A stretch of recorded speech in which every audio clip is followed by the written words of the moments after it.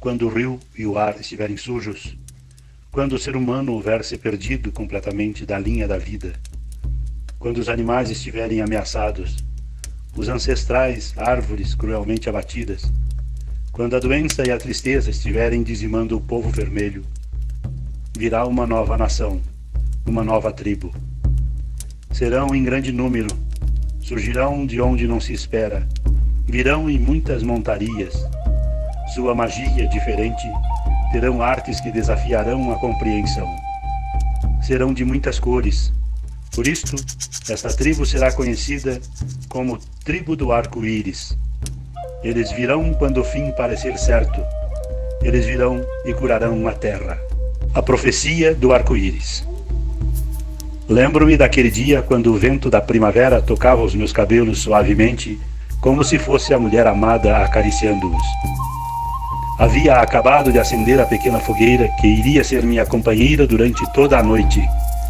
Enquanto fumava meu cachimbo com sálvia e alecrim, eu não tirava os olhos do fogo.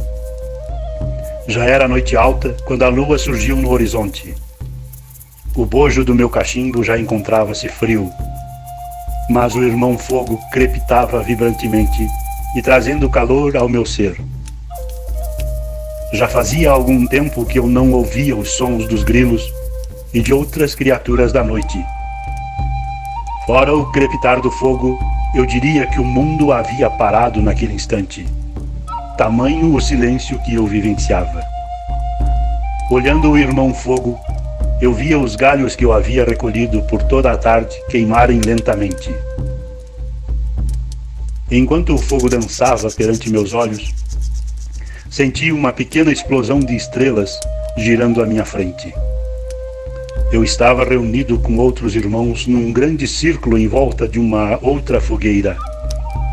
As estrelas continuavam dançando à nossa volta e vi que eu pertencia ao círculo de fiéis das estrelas, os guerreiros do arco-íris.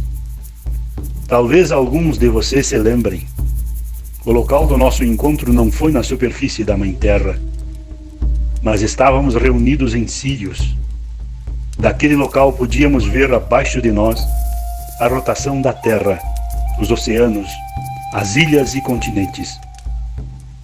O grande Espírito nos havia chamado para nos conscientizar da tarefa sagrada que nos seria dada naquele momento. Muitos entre nós não estávamos projetando identidades sobre a Terra.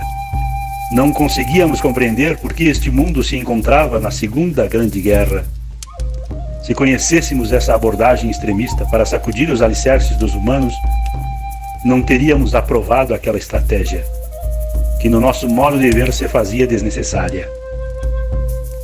Éramos espíritos com uma boa experiência em conseguir colaboração de nossos corpos humanos, de nossas mentes, de nossos corações, quando nos vestíamos com um invólucro humano. Devido a isso, muito de nós havia andado pela Mãe Terra já há algum tempo. Esse tempo representava para alguns séculos ou milênios. Uma pequena minoria de nós havia auxiliado a guiar a grande família humana nos momentos mais críticos da mesma. Os convocados para aquela reunião estavam prontos para reencarnar. Fomos alertados sobre o significado inusitado daquela ocasião quando, de repente, cruzando a face do sol, percebemos o semblante da Mãe Universal. E, de fato, quando começou a transferência do pensamento, foi ela quem falou, ela cujo corpo são as galáxias. Sua luz concentrada quase cegava nossos olhos, tamanha intensidade. Sabíamos que essa presença era a fonte da qual tirávamos todo o nosso ser. Mas testemunhar a materialização tão nítida dessa presença era diferente daquilo a que estávamos acostumados, tanto quanto é diferente a luz do sol como a da lua. Na comunicação que se seguiu, as três manifestações do grande Espírito, solar, universal e eterna, fluíam dentro e fora uma da outra, fundindo-se, complementando-se, tecendo as cores da sua totalidade. o grande Criador falou pelas 3 manifestações, dando-nos instruções específicas. Vocês estão sendo convidados para encarnar num mundo onde prevalece a ilusão nas mentes e corações daqueles que lá habitam. Aqueles que aceitarem esse convite encontrar-se-ão breve nos últimos dias da infância da espécie humana, numa situação onde as correntes do medo têm dominado sua experiência de separação. Numerei os dias desse estado de coisas em que breve hão de terminar. Estabeleci as forças externas que separarão o medo do amor na consciência humana, banindo um e redimindo o outro. Convido-os para serem meus agentes nessa cultura do medo, no intuito de que façam por dentro o que puderem, a fim de complementar as mudanças que estou trazendo de fora.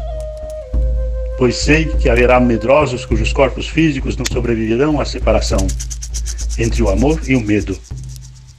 Mas sei também que não há razão, nenhuma boa razão, para que o ser humano desencarne durante esta separação.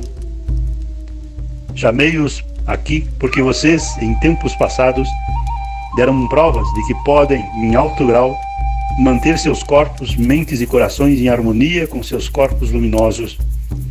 Deixo para vocês o convite para encarnar nessas tribos que habitam a Terra.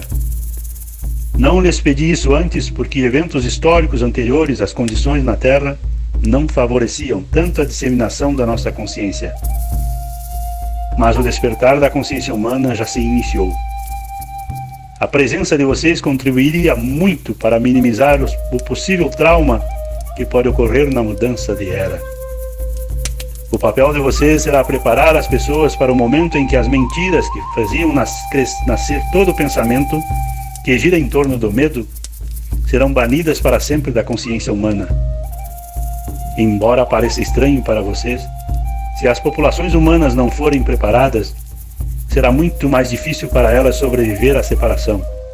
Tão entrelaçados estão os pensamentos que causam medo, não só pela maneira de pensar, mas também pelo que revelam de si mesmos.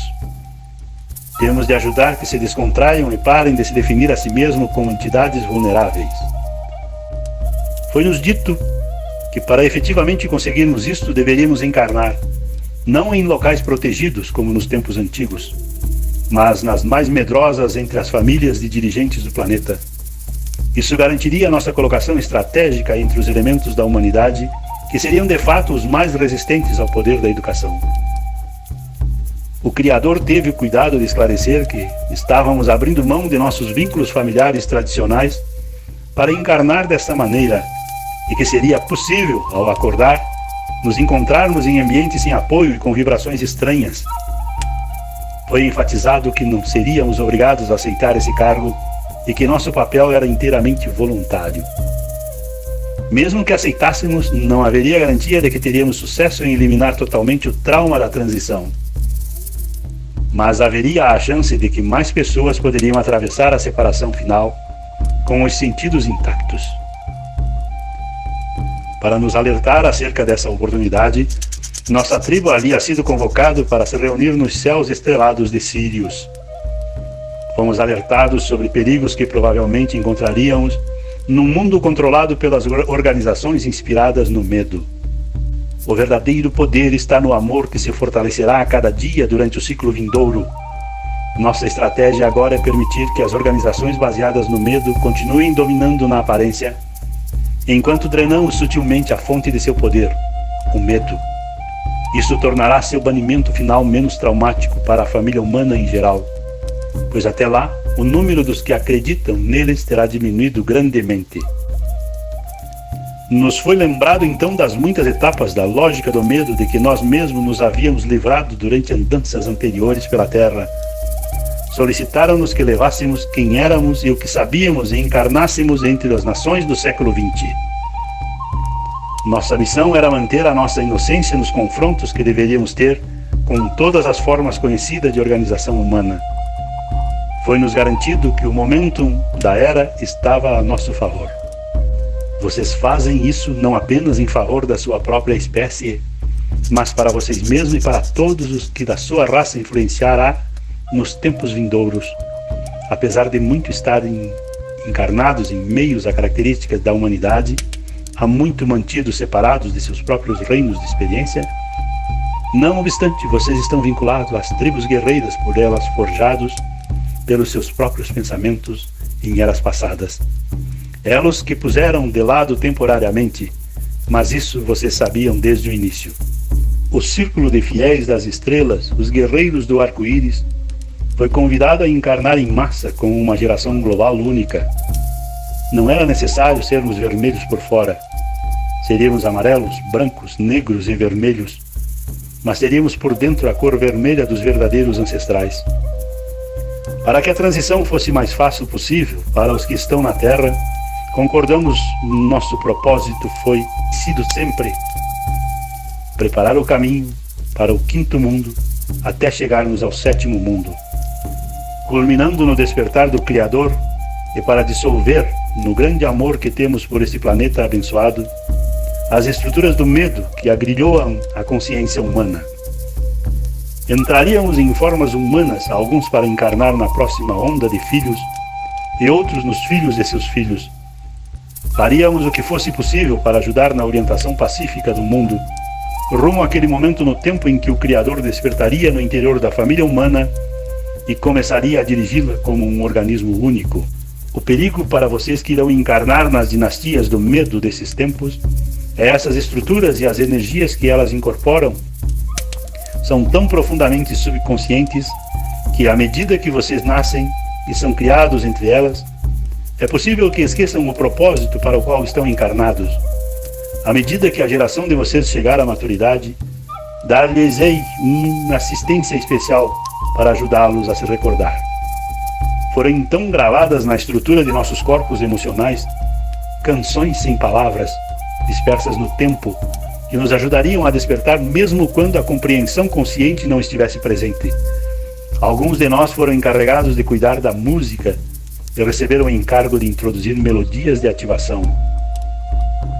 Essas melodias começaram a ser entregues na década de 60 através de canções que vibravam com mensagens emocionais de amor, de esperança, de alegria. Através da música, muitos dos que dormiam começaram a se mexer. Os primeiros raios da alvorada foram ouvidos no rádio antes que eles suspeitassem que havia um céu para se contemplar. Não obstante, nosso despertar não é completo até que o que encontrou uma forma emocional encontre também uma forma conceitual. O que sabemos em nossos corações requer como complemento a compreensão consciente para que se aborde efetivamente a cura que está ao nosso alcance. Temos que aceitar a missão de refazer o nosso mundo à imagem do amor. Nós, os guerreiros do arco-íris, viemos nesta hora, tanto tempo depois da remoção dos senhores feudais e conquistadores.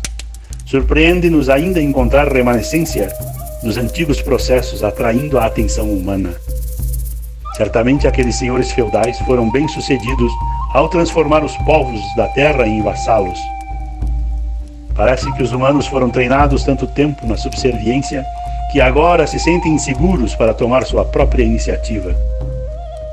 Eles continuam facilmente seguindo as sombras dos caminhos dos conquistadores, mesmo quando essas sombras estão incompletas, obrigando-os a criar caminhos semelhantes só para manter o hábito. O desafio que temos de enfrentar é despertar de novo e nos juntarmos a outros para, pelo nosso exemplo, mostrar a beleza e o poder de novos caminhos. Podemos deixar para trás a etapa do anoitecer, que deu lugar à imaginação sonolenta que liga esse despertar a algum guru ou a alguma organização humana. Não importa quão linda ou esclarecida ela seja. Somos chamados para nos organizar nesse tempo, não em torno de sistemas de líderes, de ideologias ou crenças, mas em torno do amor, o amor ao grande espírito, do amor ao semelhante e do amor à nossa Mãe Terra. Alguns de vocês estavam lá comigo. Lembrem-se da nossa reunião. É agora o momento de encarnar, de compreender, de empreender a cura e o trabalho educativo para o qual viemos. Fomos semeados por todos os continentes do mundo. Ouvimos a mesma música no caminho para o trabalho em São Paulo, em Los Angeles, Londres ou em Toronto. Temos a mesma visão de paz e desarmamento quando olhamos as crianças brincando nas ruas de Milão, Cusco, Sydney ou de Tel Aviv. Sonhamos com os mesmos sonhos ao anoitecer em Brasília, em Moscou. Testemunhamos juntos no mesmo momento em que ocorrem acontecimentos transmitidos pelos meios de telecomunicações. Abrimos nossos olhos nos desertos, nas montanhas, nos cerrados, nas selvas e nas cidades e vilas de cada nação. Somos o povo de hoje, e hoje não há ninguém, senão nós mesmos, para determinar o que devemos fazer. A história se repete como qualquer hábito o faz. E nenhum hábito, não importa quão profundamente enraizado, poderá se reinstaurar onde a consciência, a honestidade e a livre determinação caracterizam os afazeres humanos. Embora nossa geração se oferecesse como voluntária para facilitar a transição que está por vir, a tarefa não é exclusivamente nossa. Muitos ajudaram, muitos estão ajudando. Todos os convidados a contribuírem seus talentos e com sua ingenuidade. Não há conflitos de interesse, há simplesmente uma nova percepção e um sentido de que chegou a hora do progresso das eras. Chegamos nesta época para acalmar as águas da turbulência emocional humana. Permitimos até agora que as águas rodopiassem para ajudar os egos em sua aprendizagem. Mas o Criador determinou um fim para a história, e nós somos os meios pelos quais haverá calmaria. Onde estivermos, a água se acalmará. Caminhamos sobre a água cantando. Água pura, um coração humano amando. Água clara, os olhos do Criador que tudo veem, colocando-nos acima de mares revoltos. Da ilusão que nos foi imposta, vemos a luz radiante de 10.000 outros seres como nós. Seres de luz, seres alados, os Owe, regressando. O amor deles para com essas irmãs e irmãos de outrora explode em nossos corações. Raio de luz brilhante disparam entre nós. 10.000 pontes de luz unem os corações, e sob cada ponte luminosa a luz cai risonha sobre os mares revoltos. Também essas águas são acalmadas, águas que ficam debaixo das pontes.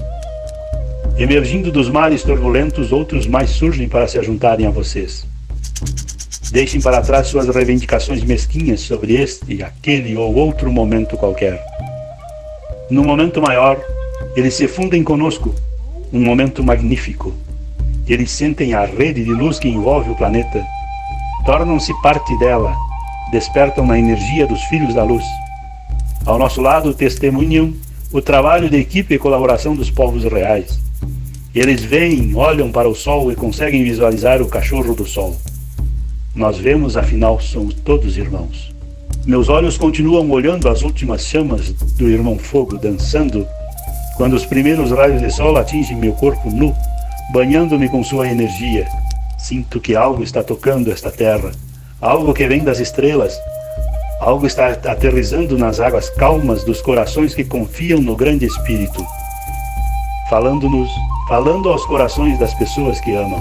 Cada onda de tempo que se quebra traz outro momento, outra abertura, outra passagem, convidando os filhos da Mãe Terra que despertam a sentir o farfalhar do Espírito na consciência, a sentir o toque das águas xamãs, a deixar acalmar as águas de seus corações e a viver cada momento com mais honestidade, carinho e compaixão como jamais sentiram. É assim que o equilíbrio do arco sagrado será restaurado.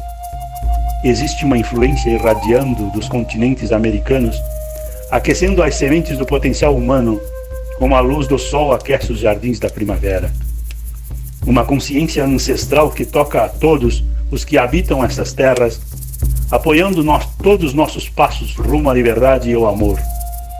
Apesar dos esforços dos conquistadores, a consciência nativa das Américas brinca nos balanços de nossos parques, voa nas nossas pipas sobre as cidades, marca o ritmo de nossas músicas, pulsa no coração de cada um de nós, os guerreiros do arco-íris.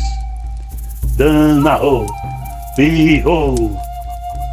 Wagner Frota Jaguar Dourado, xamanista e membro fundador do clã Lobos do Cerrado.